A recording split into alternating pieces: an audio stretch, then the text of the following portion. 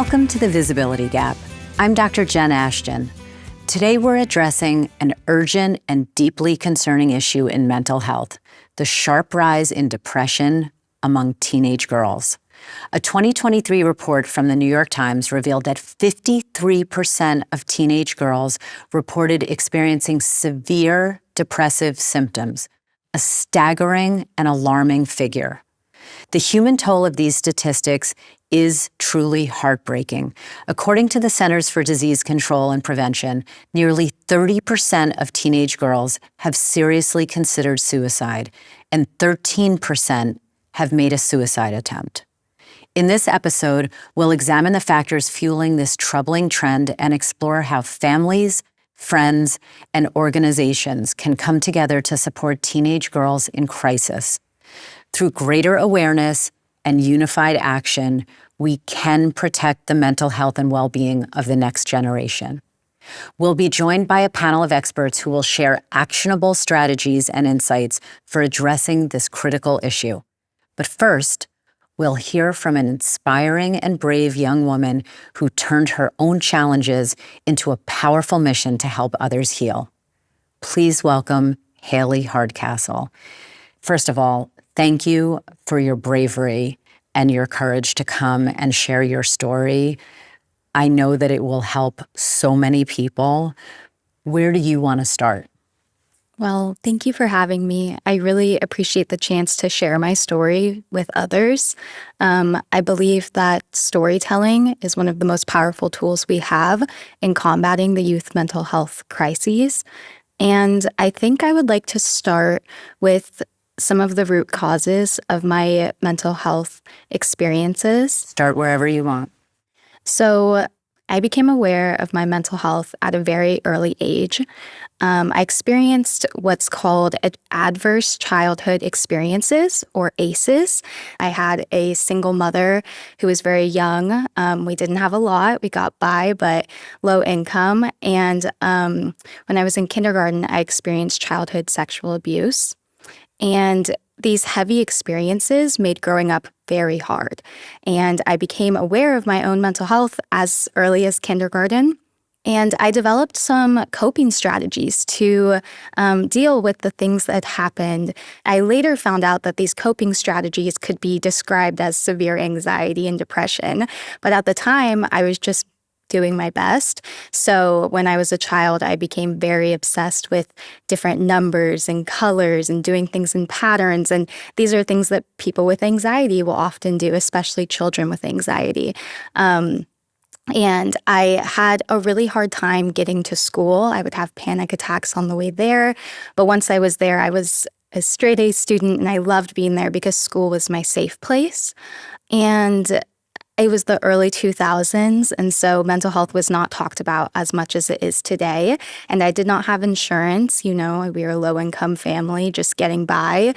And so it was my school counselors who identified these challenges that I was going through, and I was able to get help.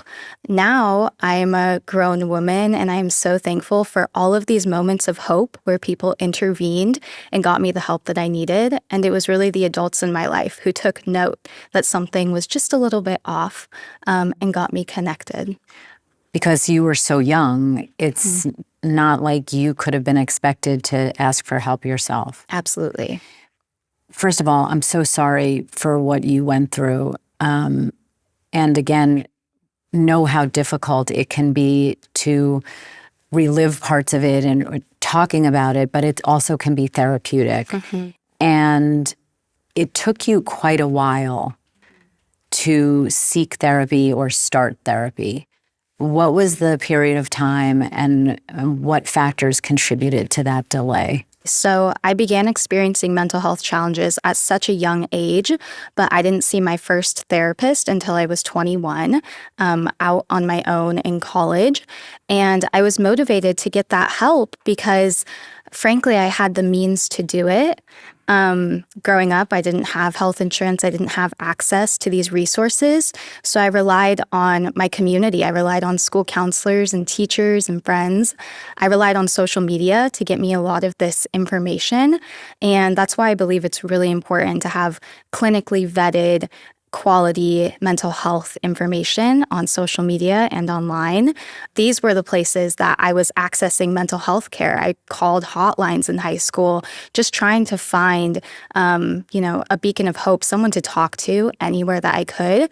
And then when I was 21 in college, it was during the COVID-19 pandemic, and therapy was offered via telehealth, and that made it a lot more accessible and affordable. So I was one of the people that benefited from that new telehealth landscape, and I was able to pay for it myself out of pocket. And I actually spoke to a grad student who was becoming a therapist, was my therapist for about a year and a half in college, and helped me work through the trauma that I had been carrying for the past 21 years. Something I tell the students that I now work with is, if you need help, it doesn't mean that something is wrong with you. It means you're going through something and you need someone to talk to. I want to go back to your adolescence and your teenage years. So much of the psychologically developmental tasks of being a teenager are things that we learn in formal education, like testing boundaries, feeling like you're blending into your social environment, aka just peer pressure. It can be very hard when you're a teenager recognizing that something doesn't feel right, or something bad has happened to you that makes you different than your peer group. Did you struggle with that? Were you aware of that? Were you not aware of it? And what was that like for you? Coming into adolescence and my teen years, I was hit with this wave of emotion as I was becoming a young woman, understanding the things that had happened when I was younger were not okay and that they were now affecting me. And you spoke to feeling like you maybe don't fit in with your peers or something happened that's out of the ordinary. But something I found healing in is that it's actually not out of the ordinary. Many people struggle with these challenges, and I found a lot of power in connecting with my peers. My best friend was also struggling with depression in high school, and once she opened up about her story, I had the means to talk about mine in a lighter way, and we were able to connect on that. That's incredible. And your work personally is with teenage girls who obviously are in a school environment. That's their community. But what advice would you have for companies and employers for a workplace environment? Because I can see you having an impact and a ripple effect that far exceeds that of school and high school. A piece of advice that I would give to any organization that wants to support their employees' mental health is to build in supports that go beyond traditional mental health resources. So, having a hotline or an HR person, you can go beyond that. And I know that in my workplace, getting to share my story has allowed me to just flourish in a way that I couldn't see myself doing otherwise. I'm sure now that you've been having such an incredible impact, so many lives reached already, and I know you have more work to do. But is there one story in particular that stands out in your recent recollection of someone that you worked with or that you met or you spoke to that you could see a direct impact? Yeah.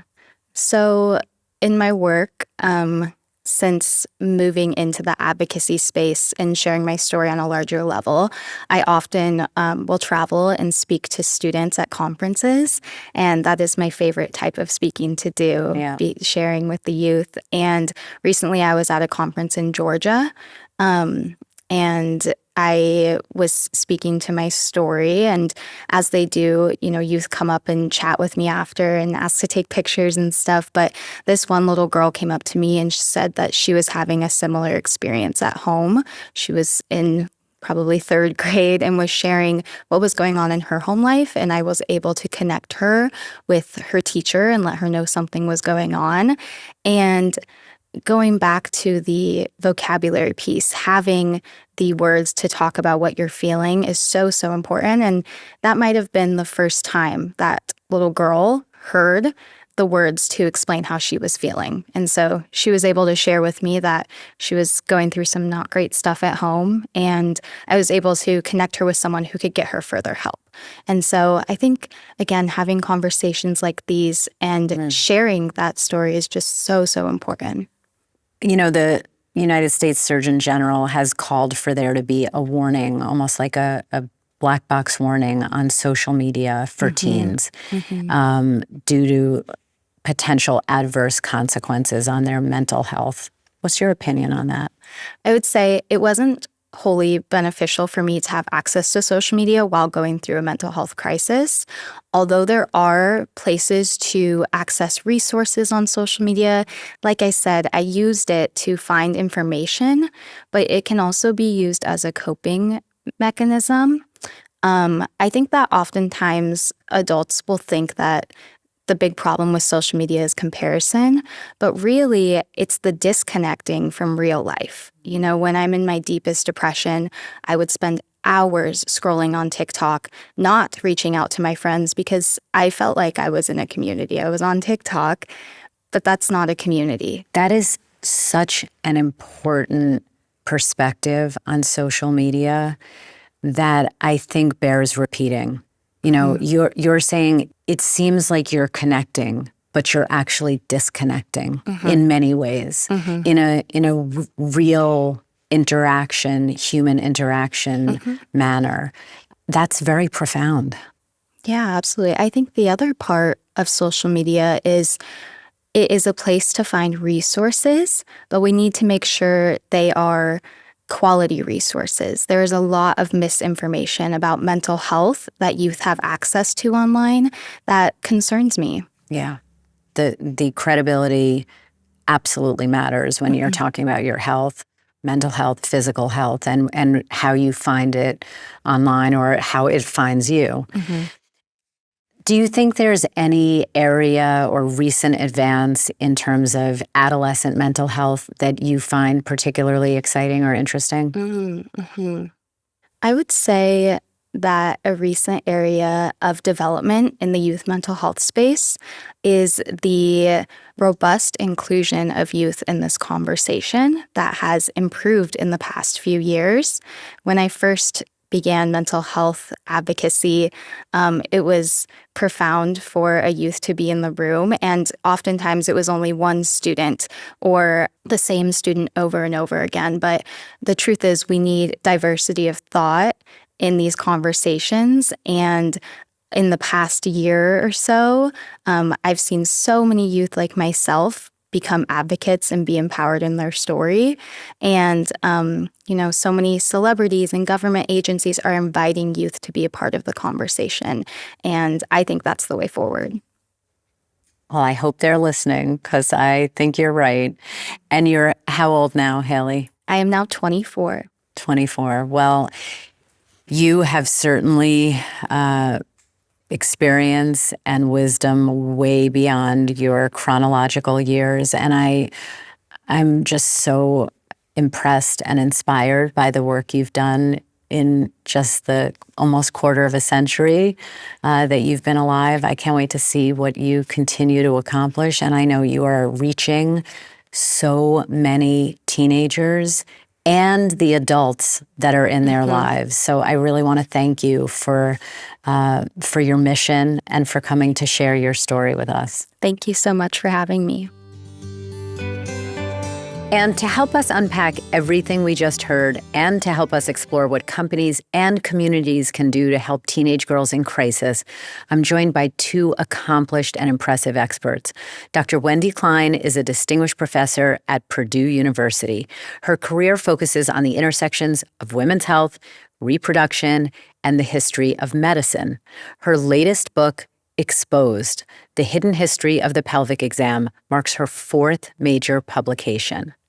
And Dr. Margaret Rutherford is a clinical psychologist with over 30 years of experience specializing in treating individuals as well as couples for depression, anxiety, and relationship issues.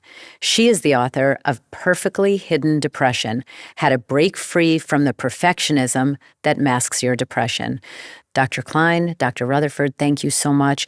This could not be a more important topic. You're right. The mental health crisis facing teenagers and adolescents, specifically teenage girls. It's huge, and it's getting worse instead of getting better. Even with very well-intentioned attention to it, it really is getting worse. And so, and I think one of the problems that some teenagers have is that they do try to tell adults what's going on with them, but that if they look like Hailey, they have the hurdle of, well, you don't look depressed. I mean, you're fine. And then if they do have struggles with, they're getting more isolative. I loved her comment about disconnection, but they're getting more disconnected, getting more isolated. Their parents may be worried about them, but they're often family dynamics that are going to keep that child from saying, no, you don't understand. I need some help. And you mentioned how they look. Yeah. What's seen, what's not seen. Yeah. We know appearances can be deceiving, but is this a situation in recent history, Wendy, that you think we're just more on the lookout for it, so we're detecting cases more?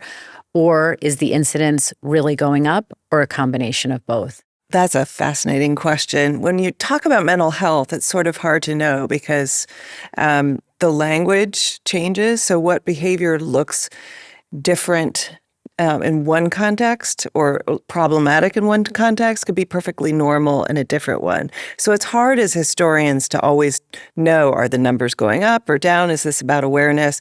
So I'm going to take the combination and say there's definitely a combination. But what's new and different, which I think helps us see it more clearly, is about language and storytelling. And I think Hailey perfectly captured that, right? Vocabulary. That storytelling has become normalized now, and who gets to tell their story is expanding, partly because of social media. There's the positive side of social media. She talked about the negative, but the idea that everybody has a story and they are allowed to tell it, and that they could see those connections through social media, I think is partly why we see more of it today. I'm going to again suggest that some of that comes from power dynamics changing about 50 years ago, when whose story gets to be told is expanding dramatically through different rights-based organizations. But certainly we have a new mode of expression through social media that enables that. I want to ask you both about something that has been recently referred to as the greatest social experiment in modern history, the COVID pandemic. Right. The impact on teens and that particular age group, that population. But how do you think that story will play out in the history books of the future? You know what's fascinating about the COVID pandemic for historians of medicine is suddenly the whole world was asking us for our opinion. Has this ever happened before? Wasn't there something in 1918? And we became touchstones for kind of saying, yes, and here are the implications because we've seen them before. Each time it's different, but there's certain things that we can rely upon. And so there was a greater awareness that diseases have a history as a result of COVID. For me, I happened to be teaching the history of medicine and public health as COVID broke out. And so it was almost too much, right? I mean, students were like, oh my God, I'm living it. You don't need to tell me. But speaking of storytelling, what I ended up doing was I'm not a therapist, but I had every student write about what they were going through. And then I would open each lecture with one of their stories. I wouldn't share the name, but they commented how powerful that was because it made them feel connected. Because they were so isolated, right? They didn't realize that what they were experiencing, other people around them were too. And so that was my kind of teaching moment to try to get them really to experience. Prior to that, I would say things like, can you imagine walking around with a mask? Or people arguing about vaccines, and now it's like, well, I don't have to ask them to imagine they're living it. And Margaret, there's a saying in medicine, children are not small adults. Right. Teenagers are not small adults. Right. What is specific about that age group that makes them particularly vulnerable to mental health issues and stressors, like the pandemic, or it could just be life? By the way, I believe the research says that teenage girls were much more affected. Because of the social interaction that they count on so much, when college professors or college counselors are noting that these girls are coming out far less mature than the teenagers that came into college prior to the pandemic. So it definitely has had a huge effect.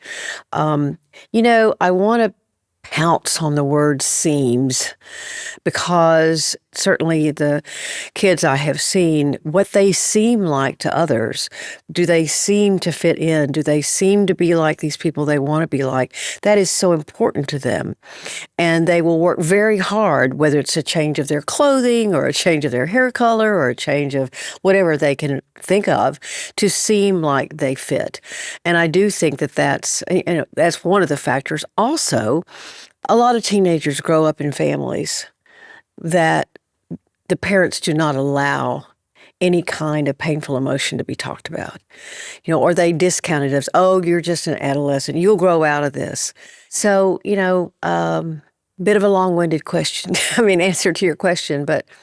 No, it's a complicated issue, so there's not one easy solution, obviously. But to talk about what people see for a second, I think also it's important for people listening and watching to understand that the signs of psychological distress in a teenager or adolescent may oftentimes look very different from the same issue manifesting in an adult. Exactly. So explain a little bit about, and with the understanding that every teenager will be different, and there are some generalizations between teenagers of different genders in terms of how they tend to manifest mental stress. But what are some of the unique manifestations of distress in this population, in a teenage population? What usually happens when a teenager's hospitalization or some kind of crisis or even tragedy occurs with a teenager, what you'll hear in the media is they sort of trot out how teenage depression looks different from adult depression. And because there's more isolation, there's more conflict, there's more, they stay at home more, or they quit teams, or they do things like that. And Hailey's a wonderful example of something that I have seen in teenagers and adults, that we are a more perfectionistic society than we used to be. We are always comparing ourselves to the social media. And as Hailey said, that's not necessarily the most damaging part of it. But I do think that part of the rates of perfectionism, and maybe mom and dad are perfectionistic. Maybe they want to look like the kind of family that would never have a problem. And that can really camouflage. And Hailey did a great job of describing exactly what she did. Mm-hmm. She was president of this, running that. I got control by making sure that I looked perfect on the outside. So, I was so delighted to hear her story, and that she did have a counselor that helped her understand. A lot of teenagers are also, they don't have anybody to talk to about what's happened to them. Mm-hmm. And so they're carrying that around. And if it happened in their family, there's no place safe to talk about right. it. I just assigned Tarana Burke's memoir, Unbound.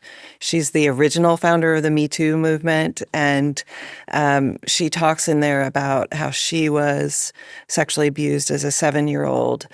Long story short, by the end of the book, she realizes her daughter she sees the signs in her daughter. For her, so much of her inability to speak out was shame. She thought she had done something wrong. She hadn't followed the directions. And she couldn't, even when her mother asked her, she couldn't answer.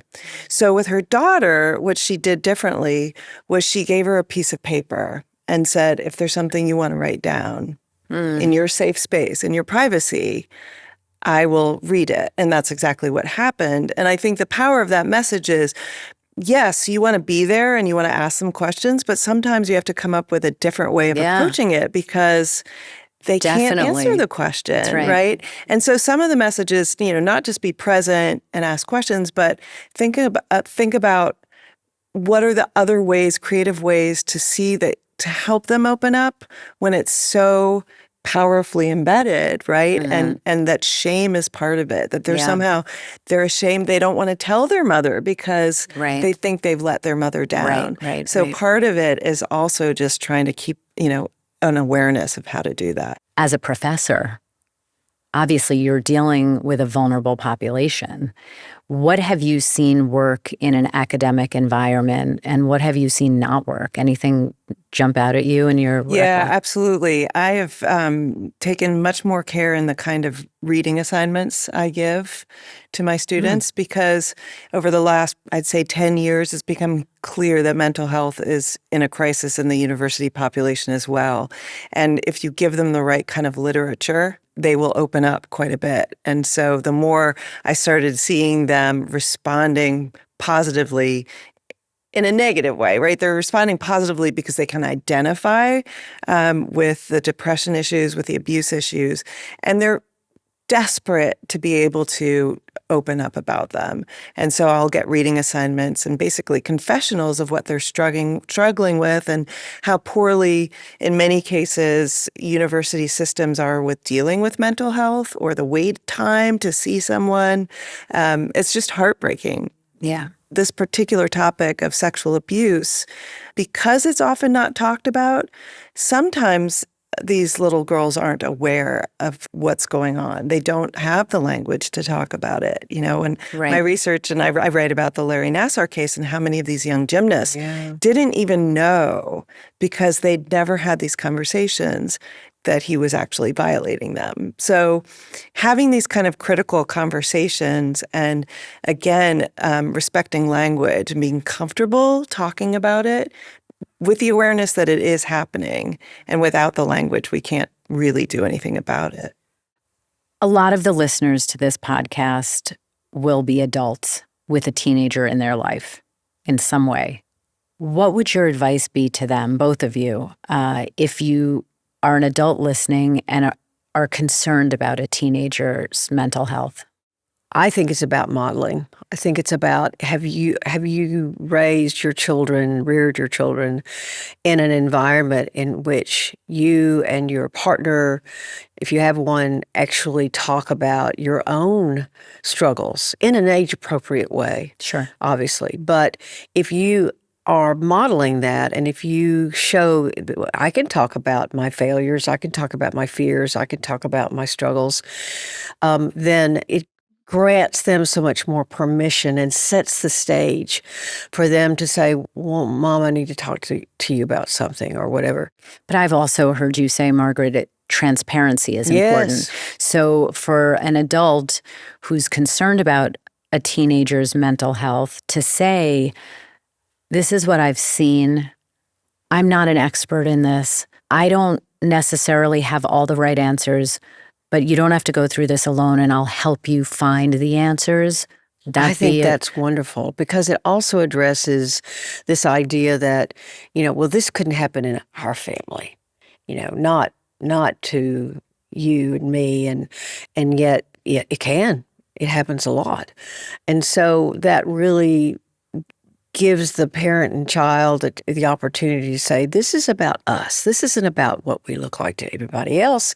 It's like, or what our grandparents might think about it, or an aunt and uncle, or a church, or whatever.